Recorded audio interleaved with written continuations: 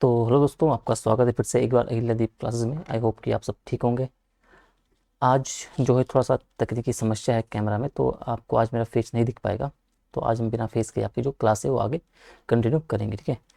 कल हम जो कत्यूरी सा आपका राजस्व देख रहे थे, तो कत्यूरी में कल क्या हुआ कि एंड में कुछ क्लास में कुछ समस्या आ गई थी और रिकॉर्ड नहीं हुई।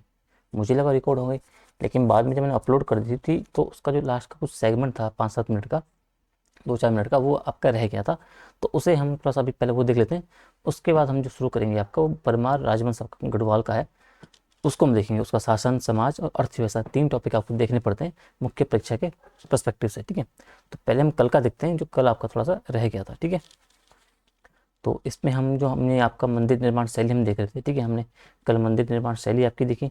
इसमें मैंने आपको बताया कि इसमें जो आपकी जो मंदिर निर्माण शैली आपका जो है कत्यूरों के टाइम का जो निर्माण शैली है, उसमें आपका जो ये है स्थापत्य वाला आपको जो है, तो स्थापत्य के हिसाब से आपका ये स्वर्ण काल कहलाता है, ठीक है। 6 वर्ष में वैष्णव मंदिरों का निर्माण भारी मात्रा में हुआ। शैली आपको जो गाँव जो नागर शैली थी, उसमें आपके जो रीजनल आपके जो तत्व थे, स्थानीय तत्व थे, उनको मिलाया गया और कत्यूर शैली का निर्माण किया गया। और जिसमें कि आपके 2 प्रकार के मंदिर का निर्माण किया गया। एक तो छत्रयुक्त किया गया और दूसरा आपका शिखरयुक्त मंदिरों का निर्माण किया गया, ठीक है। साथ ही पत्थर और पाषाण सॉरी लकड़ी और पाषाण दोनों का प्रयोग इसमें किया गया। और परिवार समूह के मंदिर भी इसमें पंचायत शैली का उपयोग करके भारी मात्रा में बनाए गए आपको देखने को मिलते हैं, ठीक है। तो कत्यूर शैली के आपके 2 प्रकार आपको देखने को मिलते हैं, छत्रयुक्त शैली और शिखर शैली। तो छत्रयुक्त में आपको पता है कि पैगोडा शैली के मंदिर बनते हैं, काष्ठ और पाषाण का उपयोग भी होता है। विमानों के ऊपर आमलोग पाषाण के ऊपर जो काष्ठ निर्मित छत का प्रयोग किया जाता है, छत्र का प्रयोग किया जाता है। जो केदारनाथ हो गया, गोपेश्वर हो गया, लाखा मंडल आपका हो गया, बिनसर हो गया, ये सब जो मंदिर आपके छत्रयुक्त शैली के आपके एग्जाम्पल देखने को आपको मिलते हैं। शिखर शैली की बात की जाए तो इसमें वर्गाकार गर्भागृह होता है, द्विस्तंभ युक्त आपका अर्धमंडप होता है, काष्ठ और पाषाण दोनों का उपयोग होता है इसमें। और परिवार समूह जो मंदिरों का निर्माण इसमें भारी मात्रा में किया गया है। अब बैजनाथ इसका एग्जाम्पल है, द्वाराहाट आपको देखने को मिलता है, जागेश्वर आप देखने को मिलता है। तो ये आपका जो शिखर शैली के आपके एग्जाम्पल आपको देखने को मिलते हैं, ठीक है। अब इसका थोड़ा फॉर्मेट आप देख लो किन किन फॉर्मेट पे आपको है। कत्यूरी राजवंश का जो स्थापत्य कला को आपको थोड़ा सा देख लेना, ठीक है। तो कत्यूरी राजवंश जो आपका है कला और स्थापत्य के कारण जो है उत्तराखंड के इतिहास का स्वर्ण काल कहलाता है, ठीक है।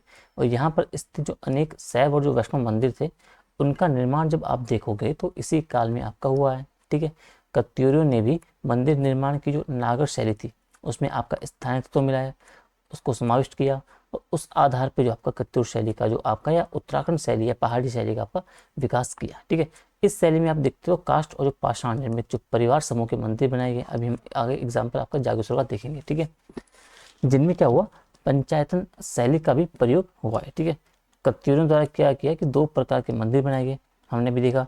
पहला आपका छत्रयुक्त शैली के मंदिर, इसमें क्या हुआ कि इसे पैगोडा शैली के मंदिर ही बोलते हैं। इन मंदिरों में काष्ठ और जो पाषाण आपका है दोनों का प्रयोग किया गया है, ठीक है। मंदिरों के ऊपर आप देखोगे तो विमानों के ऊपर जो आमलोक होता है वो पाषाण निर्मित है, लेकिन इसका जो शीर्ष भाग होता है जो काष्ठ निर्मित आपके जो छत्र होती है, ठीक है, और उसके ऊपर फिर आपका जो है कलश रखा जाता है, ठीक है। अब इसके एग्जाम्पल आपके केदारनाथ मंदिर हो गया, गोपेश्वर मंदिर हो गया, लाखामंड, बागेश्वर वगैरह जो बिनसर महादेव मंदिर आपके प्रमुख इसके एग्जाम्पल आपको देखने को मिलते हैं। और जबकि जब मंदिर निर्माण की दूसरी शैली की हम बात करें, आपका शैली जो है शिखर शैली थी। इस प्रकार के मंदिरों में आप देखोगे तो वर्गाकार आपका ग्रह मिलता है, ठीक है, उसका निर्माण किया गया। इस मंदिरों में आप देखोगे तो द्विस्तंभ जो युक्त अर्ध मंडप है वो बनाए गए।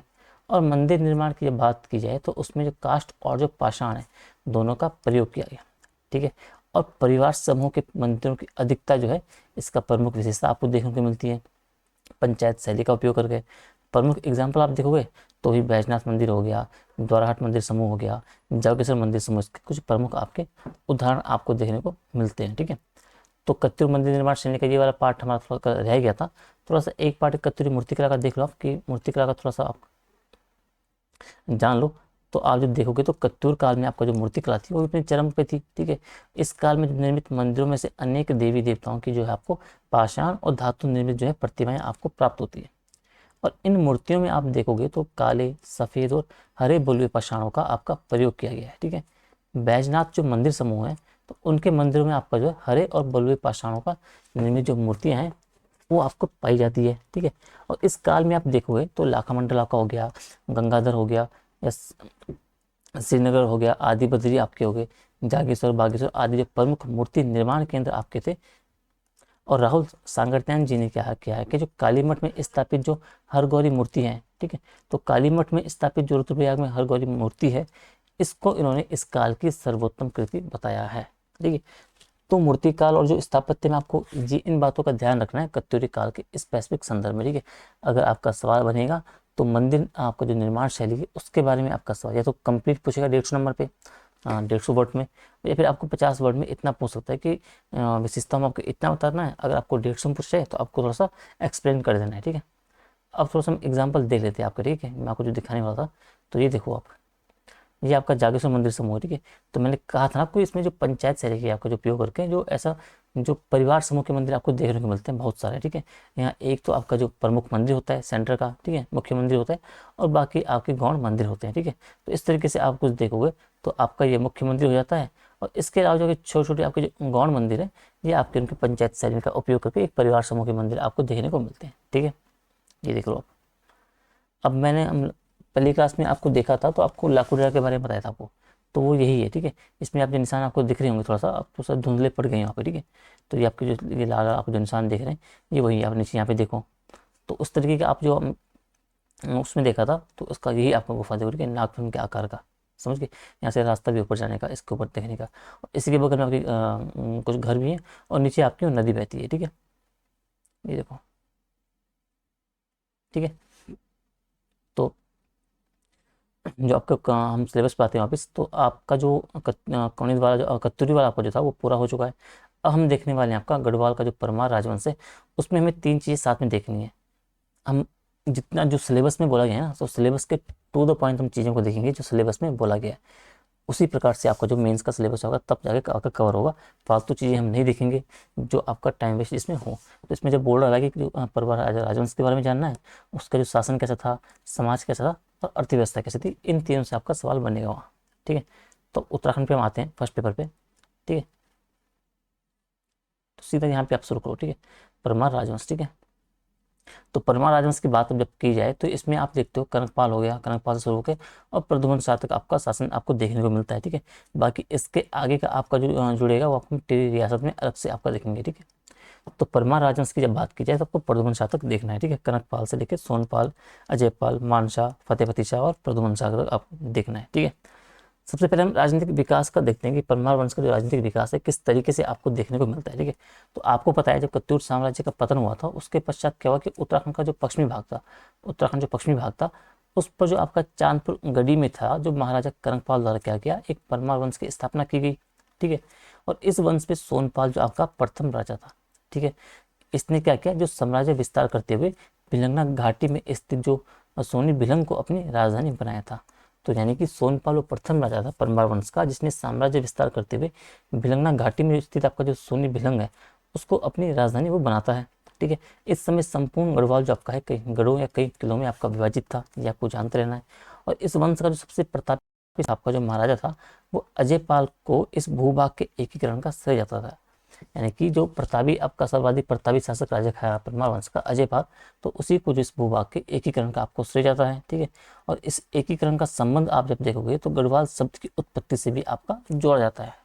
ठीक है, महाराजा अजयपाल जो है अपने साम्राज्य विस्तार जो है और प्रशासनिक सुधार हो गया और जो धार्मिक नीति है, साम्राज्य विस्तार, प्रशासनिक सुधार और जो धार्मिक नीति है उसके लिए आपके प्रसिद्ध है। ठीक है, और महाराजा अजयपाल ने गढ़वाल के जो राजनीतिक एकीकरण के पश्चात क्या किया कि धार्मिक नीति आपकी अपनाई। ठीक है, गोरखनाथ पंथ का अनुसरण किया तथा इस उत्तराखंड का अशोक के नाम से आपको जाना जाता है। ठीक है, ठीक है, और जो महिपति शाह हो गए, पृथ्वीपति शाह हो गए, इनसे होते हुए जो फतेहपति शाह के शासनकाल तक जब आप देखोगे चीज़ों को तो उसके शासनकाल तक उनके शासनकाल तक आते आते क्या हुआ, जो परमार वंश था अपने स्वर्णिम युग में आपका प्रविष्ट हो चुका था। ये आपको थोड़ा सा ध्यान रखना है, और इसीलिए क्या है कि फतेहपति शाह के शासनकाल को जो है स्वर्ण काल की संज्ञा भी दी जाती है। अब फतेहपति शाह को भी साम्राज्य विस्तार, साहित्यिक क्रियाकलापों एवं नवरत्नों के लिए जाना जाता है। तो अगर पूछा जाए कि फतेहपति शाह के स्वर्ण युग के संबंध में, तो एक तो साम्राज्य विस्तार का वो उल्लेख करना है, एक जो उसके टाइम पे साहित्यिक क्रियाकलापों की जो आपकी वृद्धि हुई, जो विकास हुआ, जो काम किए गए उनका आपको उल्लेख करना है, उसके नवरत्नों का आपको उल्लेख करना है, तो इन सब चीज़ों को मिला के आपको दिखाना है कि किस प्रकार से फतेहपुर शाह का जो शासनकाल था वो स्वर्ण युग की संज्ञा उसे या स्वर्ण काल की संज्ञा क्यों दी जाती है। ठीक है, इसके पश्चात आपका ललित शाह आएगा। तो ललित शाह के समय जो आपका परमार राजवंश का आपका जो पतनोन्मुख हो गया। ठीक है, उत्तरवर्ती शासकों द्वारा क्या किया, बाह्य आक्रमणों की जो अनदेखी की गई, कुमाऊं की राजनीति में आपका जो अनावश्यक आपका हस्तक्षेप किया गया, तो उसने क्या हुआ कि जो परमार राजवंश का था उसका आर्थिक और जो सैन्य रूप से आप उसको दुर्बल बना दिया। और जो अंतिम रूप से आपदा आई उत्तराखंड में, सॉरी उसमें गढ़वाल में, तो आपदाग्रस्त गढ़वाल राज्य पर जब गोरखों ने आक्रमण किया, पहले से उसकी स्थिति तो जर्जर हो चुकी थी, कमजोर हो चुका था, सैन्य रूप से आर्थिक रूप से कमजोर उसके उत्तराधिकारी थे। तो उस कारण क्या हुआ कि जैसे ही गोरखों का उस पर अटैक होता है और तो गोरखों के द्वारा आक्रमण करके अधिकार कर लिया गया और प्रद्युमन शाह की शहादत के पश्चात गढ़वाल पर जो है आपका गोरखों का अधिकार हो गया और तथा परमार वंश का आपका अंत यहाँ पे हो जाता है। ठीक है, तो इस टाइप का थोड़ा सा एक राजनीतिक विकास आपने देखा परमार वंश का किस किस तरीके से आपको देखने को मिलता है। ठीक है, अब हम जब यहाँ पे पहुंच गए तो एक आपका सवाल बन सकता है कि जो परमार वंश का जो आपका ये है पतन के कारण या परमार वंश का जो पतन हुआ था किस तरीके से हुआ था, तो वो थोड़ा सा हम देख लेते हैं। ठीक है, ठीक है, तो अगर आपका सवाल आता है कि परमार वंश के पतन के कारण क्या थे, या अगर आपको थोड़ा सा जान लेना चाहिए कि जो परमार वंश का पतन हुआ था किन वजह से हुआ था, प्रमुख कारण क्या थे, तो यहाँ मैंने थोड़ा सा लिखे हैं 4-5 कारण आपको, फिर उनको मैं आपको एक्सप्लेन करता हूँ। ठीक है, तो पहला आपका है बाह्य आक्रमण, दूसरा आपका है जो दरबार में गुटबंदी हुई, आंतरिक जो कला आपको देखने को मिलता है, जो कमजोर उसके उत्तराधिकारी थे एक कारण ये था, आर्थिक और जो सैन्य दुर्बलता हुई थी वो हो गया, कुमाऊं की राजनीति में जो उन्होंने हस्तक्षेप किया था बिना मतलब का वो हो गया, प्राकृतिक आपदाएं जो टाइम पे आई थी 1803 का भूकंप हो गया, 91 का अकाल हो गया जो 1794 के मध्य आया था, और अंत में आपका जो गोरखा आक्रमण हुआ था उसने फिर क्या किया, परमार वंश की आपकी कील ठोक दी थी, उसका जो वंश था आपका जो परमार वंश का वो समाप्त हो चुका था।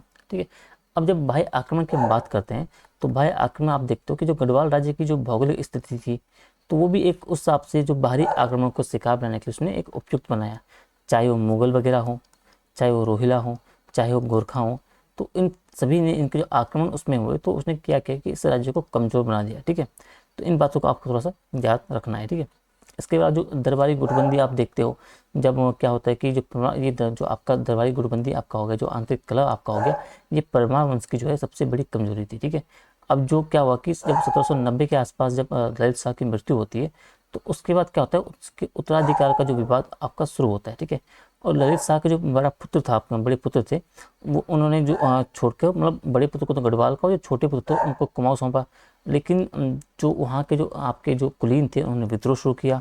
ठीक है, और जो जयकृत शाह आपका था प्रद्युमन शाह का जो भाई, उसने सिरमौर की जब सहायता ली सियासन को पालने के लिए, तो फिर उसने सियासन को हासिल किया। ठीक है, और इसी तरीके से आपका जो एक मतलब प्रद्युमन शाह और जयकृत शाह के बीच आप जब देखते हो तो आपका जो उत्तराधिकार या फिर आंतरिक कलह आपको देखने को मिलती है। ठीक है, ठीक है, मतलब जब वहाँ जो आपका आंतरिक कलह वगैरह हो गया, मतलब इसमें जो आपकी बाकी चीज़ें जो वो क्या कहते हैं उसे प्रद्युमन शाह ने क्या किया, जो मतलब चंद्रवंश का दत्तक घोषित करना, वो सब चीज़ें आपको देखने को मिलती है, जो वहाँ गृह युद्ध आपका छिड़ता 20 वर्षों का एक वो टॉपिक आपका वहाँ पे जुड़ता है। उसके अलावा जो गुटबंदी वहाँ होती है, सैन्य एकता टूट जाती है, पराक्रम शाह ललित शाह मतलब उनके जो पुत्र प्रद्युमन शाह इनके बीच जो द्वंद्व चलता है, तो इन सबको मिला के क्या होता है कि मतलब वहाँ गुटबंदी हो जाती है, आंतरिक कलह वहाँ बढ़ जाता है। तो इन सब चीज़ों से भी क्या होता है कि जो आपका जो वंश आपका जो वहाँ का जो राज्य है वो थोड़ा सा कमजोर स्थिति में आपका जो आ जाता है। ठीक है, कमजोर उत्तराधिकारी की बात की जाए तो भाई जब फतेह शाह की मृत्यु होती है तो उनका जो पुत्र होता है फतेह शाह का, उपेंद्र शाह, ठीक है, तो उपेंद्र शाह की जो मतलब 1 वर्ष में भी उसकी मृत्यु जाती है उपेंद्र शाह की, तो उसके बाद क्या है कि आपका जो उत्तराधिकार जो थे उनके, उनका जो आपकी श्रृंखला होती है वो कमजोर होनी शुरू हो जाती है, यानी कि जो उसके उपेंद्र शाह के बाद जो उत्तराधिकार आते हैं वो कमजोर श्रृंखला वहाँ से शुरू हो जाती है। ठीक है, तो इन बातों को थोड़ा सा आपको याद रखना है।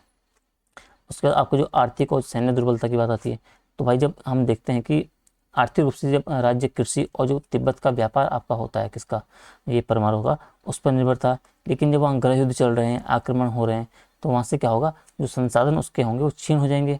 ठीक है, उसके बाद जो गोरखा शासन में आप जो देखते हैं अत्यधिक कर वहाँ लगते हैं, तो उससे वहाँ खेती वगैरह घट जाती है। ठीक है, गाँव उजड़ जाते हैं, जनसंख्या में गिरावट जाती है, लगभग आप देखते हो कि बहुत सारे लोग दास वगैरह बन जाते हैं। तो मतलब आप देखते हो कि जो वहाँ की आर्थिक स्थिति कमजोर होगी, तो जाहिर सी बात है जो सैनिक वगैरह होंगे उनमें जो वेतन वगैरह होगा वो उनमें नहीं दे पाएंगे प्रॉपर तरीके से, तो सेना को थोड़ा सा कम करना पड़ेगा, छटनी करनी पड़ेगी, तो सैन्य दुर्बलता हो जाएगी। तो आपका जो आर्थिक और सैन्य दुर्बलता का एक पक्ष भी आपको यहाँ पे सामने आता है। ठीक है, कुमाऊं की राजनीति में आप जो हस्तक्षेप देखते हो, तो जो ललित शाह जो कुमाऊं पर आपका आक्रमण उसमें कब्जा करता है, कौन, ललित शाह। ठीक है, तो प्रद्युमन शाह को क्या करता है, वो चंद्रवंश का खुद दत्तक पुत्र घोषित कर देते हैं। ठीक है, और इसी तरीके से वहाँ जो क्षेत्रीय तनाव वगैरह बढ़ता है। ठीक है, तो जो आपके जो गढ़वाल की राजनीति में उसका इम्पैक्ट थोड़ा बहुत पड़ता है। ठीक है, तो मतलब चीज़ें वहाँ से बिगड़नी शुरू हो जाती है। ठीक है, मतलब जो उनका जो हस्तक्षेप कुमाऊं की राजनीति में होता है प्रत्यक्ष रूप से, मतलब प्रत्यक्ष रूप से, वो भी आपको गढ़वाल को थोड़ा सा अलग थलग कर देता है। ठीक है, फिर अंतिम सेकंड लास्ट काम क्या होता है, प्राकृतिक आपदाएं। भाई जब 1803 का जो भूकंप आता है आपका, ठीक है, जो आपका अकाल पड़ता है 1794-95 का, उससे क्या हो जाता है कि गढ़वाल तो तबाह हो ही जाता है, इमारतें ढह जाती है, सड़कें अवरुद्ध हो जाती है, रक्षा व्यवस्था उनकी चरमरा जाती है। ठीक है, अकाल जैसी स्थिति आपकी समझ पहुंच मतलब स्थिति उपस्थित हो गई है, और इन्हीं चीज़ों का फायदा उठा के क्या करते हैं, गोरखा आपके आते हैं और उत्तर इसमें गढ़वाल पे आक्रमण कर देते हैं। ठीक है, हाँ, अमर सिंह थापा और जो कुछ आप वहाँ पे देखते हो, और इसी के परिणाम स्वरूप क्या होता है कि जो परमार वंश होता है उसका आपका पतन हो जाता है। ठीक है, इन बातों को थोड़ा सा जो पतन आपके जो कारण है उनको आपको थोड़ा सा देखते रहना है। ठीक है, अब थोड़ा जो इंपॉर्टेंट आपका है वो है प्रशासनिक व्यवस्था, जो टॉपिक में आपको दिया हुआ कि जो आपका शासन वगैरह है उसमें किस तरीके से वो काम करता था, प्रशासनिक व्यवस्था का परमाणु का। सबसे पहले आपको देखना है कि राजा और उसकी स्थिति क्या थी। तो राजा आप जब देखोगे तो सर्वोच्च अधिकारी था। ठीक है, इसमें जो आपकी सभी शक्तियाँ शामिल थी उसके अधीन, उसके पास युवराज को जो है कुंवर और टीका बोलते थे यहाँ परमार वंश में। ठीक है, मंत्रिपरिषद की बात की जाए तो गुफ्तार आपका जो है मंत्रिपरिषद का आपका प्रमुख होता था। गोलदार की बात की जाए तो राजधानी में आपका होता था, सैन्य अधिकारी आपका होता था। फौजदार की बात की जाए तो फौजदार आपका परगना में होता था, ये भी आपका परगना का सैन्य अधिकारी है। थोकदार की बात की जाए तो थोकदार आपका जो है राजस्व अधिकारी होता था। ठीक है, ठीक है, सॉरी थोड़ा डिस्टर्बेंस हो गया था, कुत्ते बहुत ज़्यादा भौंक रहे थे। ठीक है, तो थोकदार आपका हो गया राजस्व अधिकारी। चणों की बात की जाए तो आपके संदेश वाहक होते थे। दीवान की बात की जाए तो ये आपका आय व्यय का लेखा जोखा जो रखता था वो से दीवान कहते थे। तो ये कुछ उनके पद हैं आपके जो मंत्रिपरिषद में आपके शामिल थे। तो सबसे ऊपर आपने देखा कि स्थिति आपके राज्य की होती है, सर्वोच्च अधिकारी ये सभी शक्तियाँ उसमें आपकी निहित है। युवराज को टीका और जो कुंवर बोलते थे, मंत्रिपरिषद आपके अधिकारी आपने देख लिए। फिर हम जो देखने को आपको मिलता है वो आपका है भू राजस्व और जो भूमि प्रबंधन एक्चुअल में यहाँ था कैसा। तो यहाँ जो आप देखोगे तो भू राजस्व आपका सिरती के रूप में लिया जाता था। ठीक है, और एक होती थी उर्वरक भूमि और एक होती थी साधारण उर्वरक। ठीक है, अब जो साधारण उर्वरक था वहाँ से तिहाड़ लिया जाता था, तिहाड़ तिहाड़ नामक कर लिया जाता था। तिहाड़ यानी कि 1/3 यानी कि 33% आपका लिया जाता था। उर्वरक जो भूमि आपकी होती थी उससे आपका अधिक लिया जाता था, यानी कि 1/2 यानी कि 50% आपका लिया जाता था अधिक उर्वरक भूमि से। प्राकृतिक संपदा बाकी हो गई, जो खनिज वगैरह हो गया, जो लोहा तांबा जो हो गया, इनसे भी आपका कर आपके जो राजस्व आपका जो है राजा को प्राप्त होता था। भूमि की बात की जाए तो भूमि आपकी एक संकल्प होती थी, विष्णुप्रीति, जो पंडितों को दान में जाती थी। रौत आपकी जो भूमि थी वो युद्ध वीरों को दी जाती थी। जो जागीर आपकी होती थी वो आपका जो तनख्वाह के रूप में सैनिक अधिकारियों को दी जाती थी। ठीक है, भूस्वामी की बात की जाए तो भूस्वामी आपके थातवान कहते थे। इसके अधीन दो लोग होते थे, एक सिरतान और एक खायकर। खायकर आपका जो अनाज के रूप में और सिरतान जो आपका नगद कर के रूप में आपका जो टैक्स वगैरह देता था भूस्वामी को। ठीक है, तो इस बात को जो आपका जो भूमि प्रबंधन और जो भू राजस्व आपका जो देखने को मिलता है परमार वंश में, वो आपको इस तरीके से आपको थोड़ा सा देखने को मिलता है। ठीक है, सैन्य और न्याय व्यवस्था की बात की जाए तो सेना आप जो देखोगे तो पलटन में विभाजित थी। पलटन में आप देखो तो लोहबा पठान सलान आपको देखने को मिलती है। भर्ती प्रक्रिया में आपको देखो तो गोलदार और जो फौजदार थे उनकी भूमिका इंपॉर्टेंट थी भर्ती करने में। जो न्याय व्यवस्था आप देखोगे तो न्याय आपका जो पंचायतों पर आधारित आपको देखने को मिलता है परमार वंश पे। ठीक है, लेकिन अंतिम जो न्यायाधीश आपका होता था वो आपका राजा देखने को मिलता है। मृत्युदंड इसमें आपको जो था परमार वंश वो नाम मात्र दिया जाता था। अगर आप आर्थिक दंड देते हो तो आपका जो मृत्युदंड आपका था वो क्षमा हो जाता था, उसमें आपका परिवर्तन हो जाता था। ठीक है, इसको थोड़ा सा आपको जानते रहना है। ठीक है, अब अगला जो आपका धर्म और कला संस्कृति थी आपका जो परमार वंश में, वो थोड़ा देख लेते हैं। तो जो बात की जाए तो कवि, तो भरत कवि आपका हो गए, मेधाकर शर्मा जैसे हो गए, बुद्धि विलास जैसे आपके प्रमुख कवि इस वंश में आपको देखने को मिलते हैं। चित्रकार में आप देखोगे तो श्यामदास आपका हो गए, हरदास हो गए, मंगतराम हो गए, इन जैसे आपको जो है आपका जो है जहाँ आपका परमार वंश में आपको देखने को मिलते हैं। स्थापत्य में आपको अधिक प्रमाण नहीं मिलते हैं। ठीक है, जो थोड़े बहुत थे भी उनके जो भूकंप और जो उस टाइम पे आए थे उसमें क्षतिग्रस्त हो गए। राज आपका जो राज राजेश्वरी और जो बद्री विशाल के पूजक थे, और राज राजेश्वरी जो है इनकी आराध्य देवी थी परमार वंश की। इसको आपको थोड़ा सा जानते रहना है। ठीक है, तो एक जनरल सा खाका आपके सामने था परमार वंश के संबंधित, आपका जो प्रशासनिक व्यवस्था किस तरीके से वहाँ काम करती थी, राजा और मंत्रिपरिषद से लेके भू राजस्व आपका हो गया, सैन्य आपका जो कुछ हो गया, और धर्म कला और संस्कृति के रूप में किस तरीके से आपका जो प्रशासनिक और जो आपकी जो व्यवस्था वहाँ देखने को मिलती है, हम थोड़ा सा उसको जानने की कोशिश की। अब थोड़ा सा आपका जो फॉर्मेट है वो थोड़ा सा देख लेते हैं कि परमाणु को जो प्रशासनिक व्यवस्था है किस तरीके से आपको एक फॉर्मेट बना के चलना है अपने पास, एक जो कंटेंट के रूप में, एक नोट्स के रूप में, जो आपका रिवीजन के रूप में भी काम आएगा और बाकी चीज़ों में आपका इंपॉर्टेंट रोल निभाएगा। तो परमार वंश जो आप देखोगे, परमार राजवंश, उसकी जो प्रशासनिक व्यवस्था आपकी जो है वो प्राचीन परंपराओं और आदर्शों पर आधारित थी। शासन प्रशासन का जो सर्वोच्च अधिकारी जो आपका था वो राजा होता था, किंतु वह निरंकुश नहीं था। ठीक है, ये आपको जानते रहना है। राजा की जो प्रशासनिक सहायता हेतु क्या है कि एक मंत्रिमंडल होता था, जिसमें मुख्तार जो है सर्वोच्च मंत्री था, गोलदार और फौजदार आपके सैन्य अधिकारी थे, दीवान जो आपका वित्त अधिकारी था, थोकदार आपका राजस्व अधिकारी था, चणू आपका संदेशवाहक हो गया। तो ये क्या आपके एक मंत्रिमंडल के अधीन जो अधिकारी थे, इनका उल्लेख कर रखा है।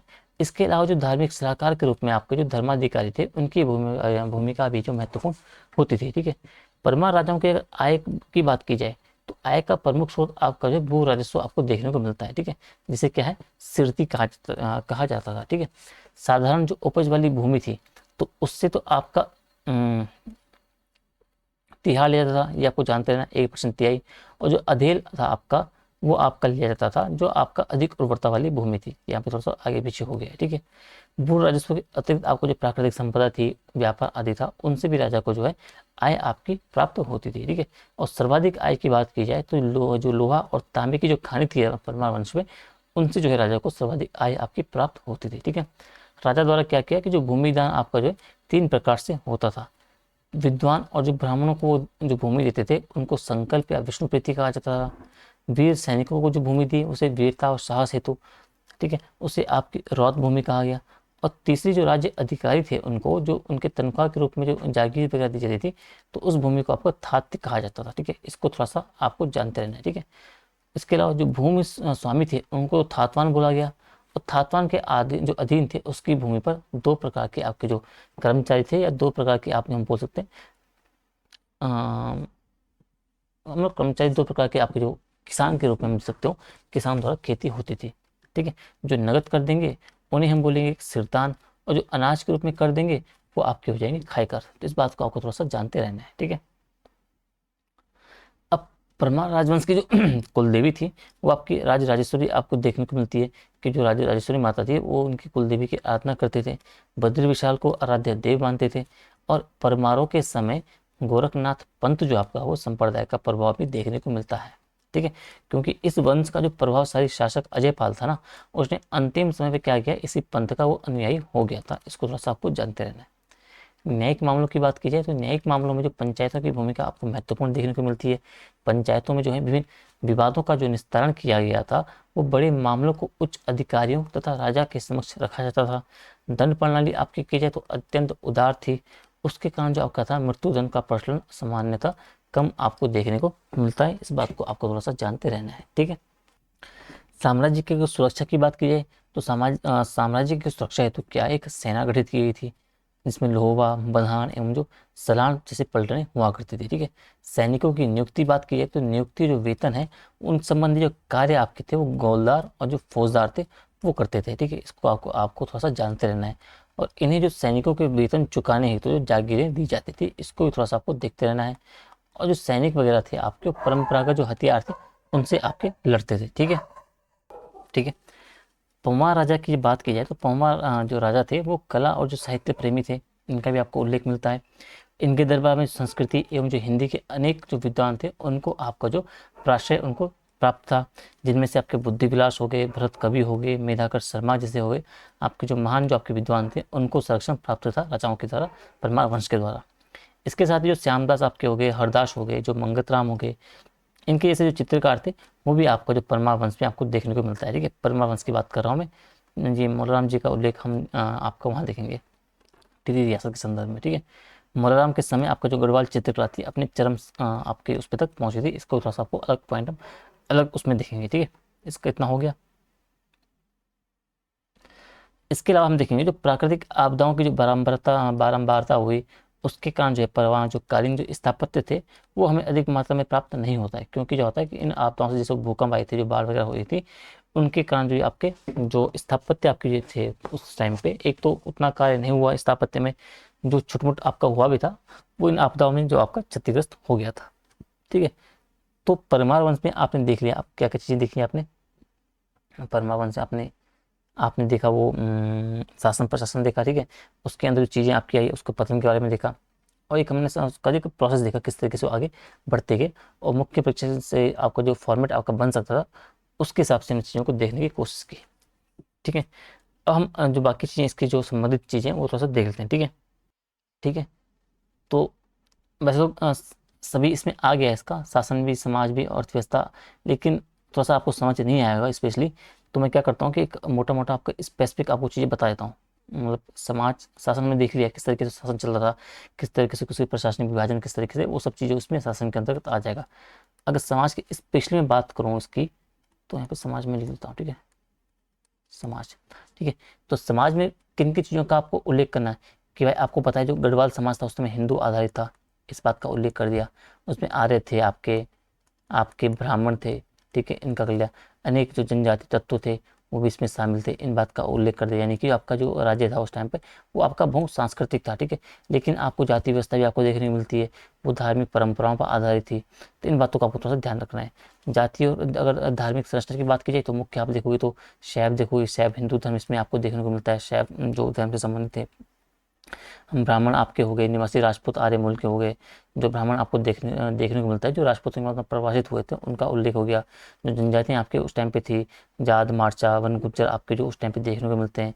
और साथ ही शंकराचार्य ने 8वीं शताब्दी के में जो सिमर जो स्थापित किया गया, तो उसी के बाद जो उसमें जो बद्रीनाथ और केदारनाथ के मंदिर आपको जो उसमें उस समाज को भी वहाँ पे थोड़ा सा जोड़ने का, धार्मिक संरचना को जोड़ने का काम करता है। ठीक है, तो धार्मिक संरचना में आपका इतना आ जाएगा कि जाति आपने देख लिया, प्लस इसमें आप धार्मिक संरचना का आपने ऐड कर लिया थोड़ा सा, उसका उल्लेख बता दिया।